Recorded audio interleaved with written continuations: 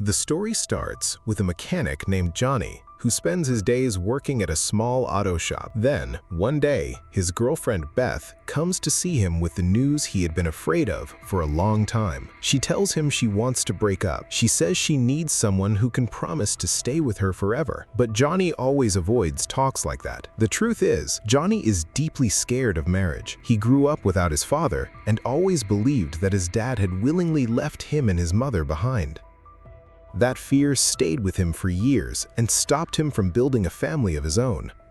But now, Beth was tired of waiting. She blamed the breakup completely on Johnny. Though deep down, part of the reason she was leaving was because she thought Johnny would never become successful and would stay poor forever. Beth leaving hurt Johnny badly, but he decided that from now on, he would just focus on taking care of his mom and be satisfied with his simple life. That night, Johnny went to a bar where he usually spent time with his friends. Heartbroken, he got on stage and started loudly singing like someone trying to forget his pain. Suddenly, a woman walked into the bar and immediately noticed him. After the song ended, she walked up to Johnny and introduced herself. She explained that she was an advisor to the Duke of Glasswick in England. Then she handed Johnny a plane ticket and told him to go meet the Duke.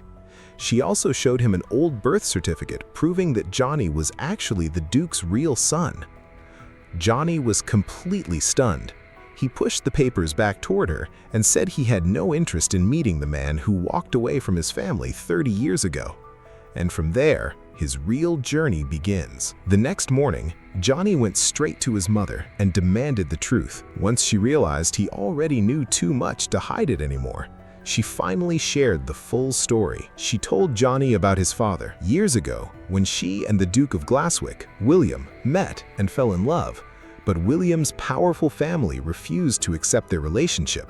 So the two of them ran away together. William had promised to leave everything behind and stay with her forever. But in the end, pressure from his wealthy family pulled him back. Johnny's mother was heartbroken and eventually called off the wedding. Then, sometime later, she found out she was pregnant. She tried many times to contact William and tell him about the baby. She sent him several letters but never received a reply. Believing that William had forgotten about her completely, she decided to raise her son alone. Now she tells Johnny to go meet his father so he can finally know the father he never got the chance to meet. Agreeing to his mother's request, Johnny travels to the huge mansion that the Duke of Glasswick calls home. A woman named Priscilla welcomes him there and gives him a short tour of the palace, showing him the many luxurious rooms. After some time, she takes him to the Duke's study and asks him to wait there. Before leaving, she reminds him not to touch anything. But the moment she walks out, Johnny grabs an old fencing sword and starts fooling around with it. A little later, William enters the room. Father and son look surprisingly alike. Even the way they talk and move feels almost the same.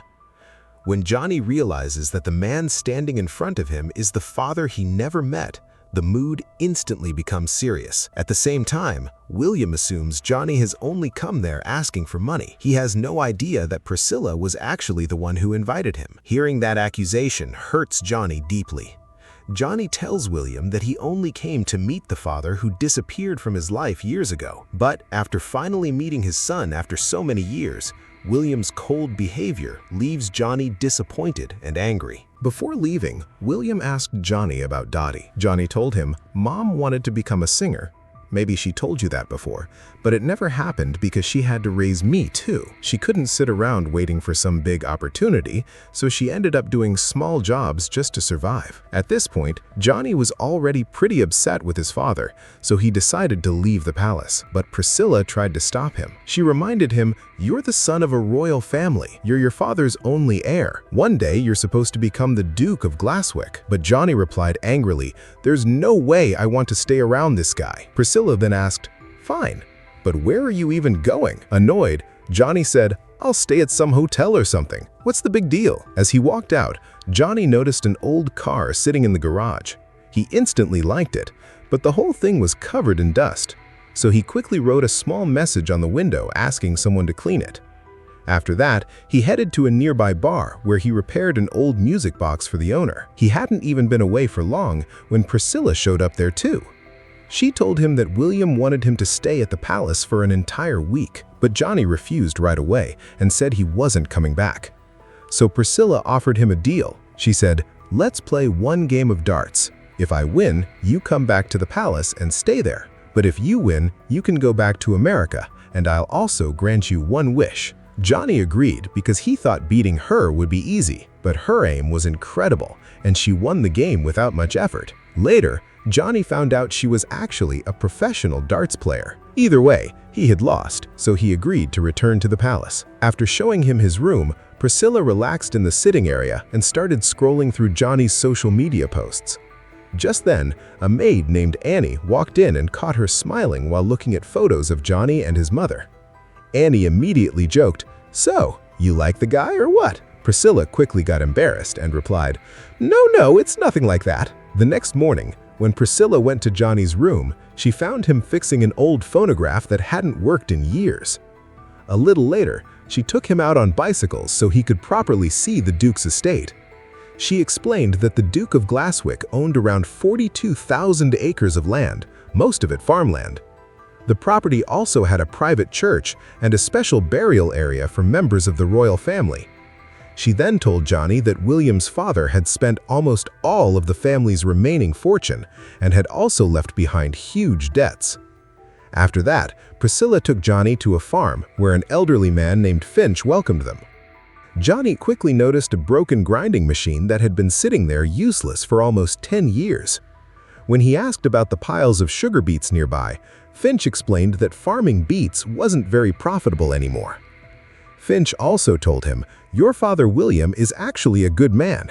He never forced the farmers working on his land into debt." While heading back to the palace after visiting the farm, Priscilla introduced Johnny to his cousin Alistair. If William never had a child, Alistair would become the next Duke. Later, while walking through the fields, Priscilla told Johnny, "At least think once about becoming the Duke. I really don't want Alistair sitting on that throne." Then she opened up about her own life. Her parents worked for the Duke's family for years, so she grew up inside the palace itself. When she was only 8 years old, both of her parents died in an accident. At that time, she explained William took care of her like she was her own daughter. He sent her to the best schools and supported everything she wanted to do. Because of that, she truly respected William from the bottom of her heart, and she wanted the next Duke to be someone who genuinely deserved it. Someone like Johnny. Not much later, some special guests started arriving at the palace. Among them were Alistair and his mother, and both of them clearly enjoyed taking every chance they got to embarrass Johnny. They assumed he knew nothing about royal manners since he had grown up in America, living an ordinary life. Later, during horseback riding, Alistair tried once again to make Johnny look bad. He was convinced Johnny wouldn't even know how to ride a horse properly. But to everyone's surprise, Johnny handled the horse with complete ease. Not only that, he even stopped Alistair from falling off, leaving everyone shocked. A little while later, Johnny was seen in the kitchen making fresh beet juice and offering it to some of the staff members. One of the women there said, "Honestly, I never liked beets before because they taste kind of bitter." But after trying Johnny's juice, she was surprised by how good it actually tasted. Johnny explained that beet juice also had a lot of health benefits. Just then, Priscilla walked in and told everyone to get back to work. But before leaving, she tried the juice herself and ended up liking it too. That evening, Johnny got ready for a formal dinner being held at the Duke's palace. When he saw Priscilla wearing a beautiful dress, he couldn't help staring at her for a moment. During dinner, Johnny struggled a little with the first course because the plate had a strange-looking fish that immediately put him off. Alistair quickly grabbed the chance to mock him. "I guess nobody ever taught you royal table manners," he said with a smirk. "Don't worry, maybe I can teach you later if you want." But Johnny didn't let it bother him at all. Instead, he cracked a joke that made everyone at the table laugh. It became pretty clear that he wasn't intimidated by Alistair or his mother. Every rude comment they made, Johnny had even better comeback ready. Toward the end of dinner, Alistair stood up proudly and announced, "I'm honored to become the next Duke." But right at that moment, Johnny also stood up and shocked everyone by saying, "Actually, no, I'm going to be the next Duke. I'll take over my father's title." The mood in the room changed instantly.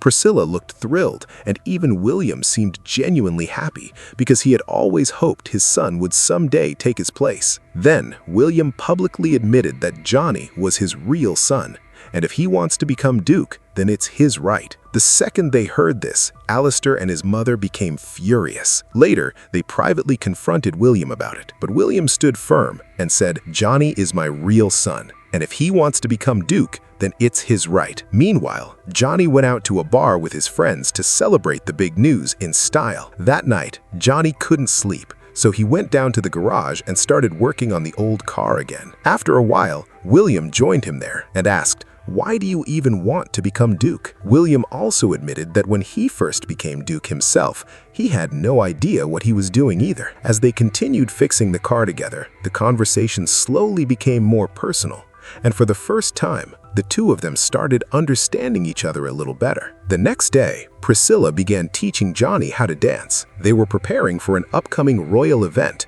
where members of several important families from across England would be attending. She wanted to make sure Johnny didn't look out of place in front of them. During one of the dance lessons, Annie suddenly walked in and thanked both Johnny and Priscilla because they had invited her boyfriend to the event too. Soon, Priscilla also found out that Johnny had invited Finch and many of the farmers who had spent years working on the estate's land. Hearing this made her emotional, especially because Johnny hadn't even been there for very long, yet he already cared about the people working around him. As they continued practicing, the mood slowly turned romantic. Johnny and Priscilla started getting very close, and for a second, it looked like they were about to kiss. But just then, Annie and a few staff members walked in and interrupted the moment, causing both of them to pull back awkwardly. Later, Johnny returned to the garage to continue repairing the old car, and William once again joined him to help. While working on the engine together, William finally started opening up about his past. William finally opened up and told Johnny that he had never received any of his mother's letters. He said he had no idea he even had a son. He also explained that he had written to his mother many times himself, but he never got a single reply back. After a while, he simply assumed she had moved on with her life. Johnny then revealed that his mother never received William's letters either. That's when both of them realized someone had deliberately kept them apart all these years. After that emotional conversation, Johnny asked William to try starting the engine. The moment William turned the key, the old car roared back to life.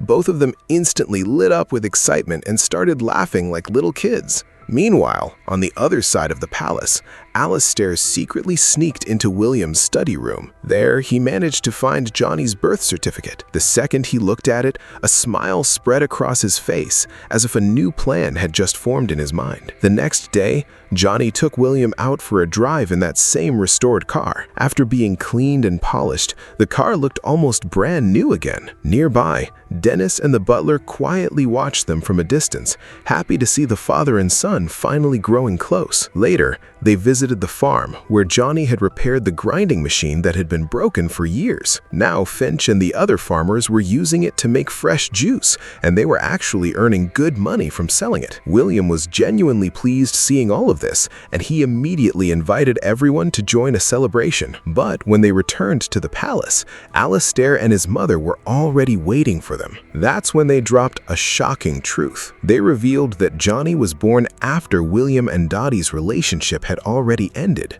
According to the law, that meant Johnny would be considered illegitimate and legally could not inherit the Duke title. The news completely stunned both William and Johnny.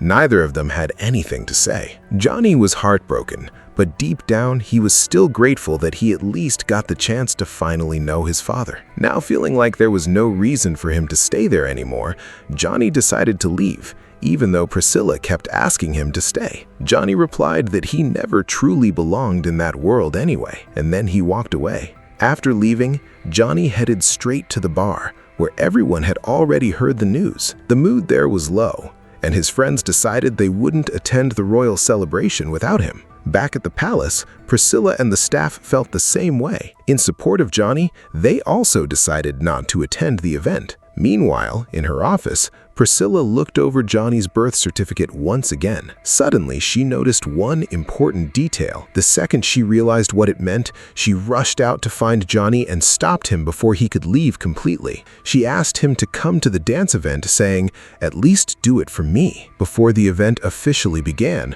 William stood in front of the guests and welcomed everyone. But then he froze in surprise when he saw Dottie walking into the hall. He could barely hide how happy he was to see her, and he quickly brought her inside to introduce her to everyone. A little later, Johnny also arrived at the dance with Priscilla and his friends. Meanwhile, Alistair and his mother looked completely irritated watching all of this unfold. They clearly hated seeing ordinary people walking around at a royal gathering.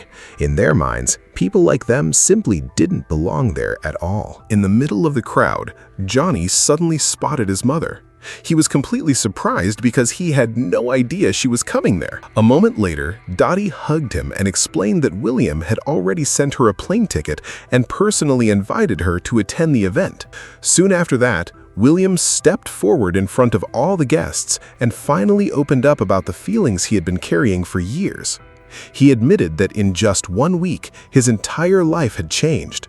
Because of his son, so many old memories had come back, and for the first time in years, he felt like he might finally get his life back, the one he believed he had lost long ago. Then, in front of everyone, William officially announced that Johnny would be his rightful heir.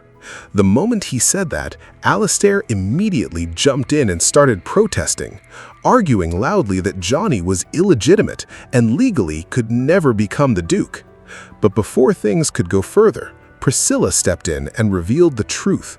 She explained that the signatures on the marriage cancellation papers were fake.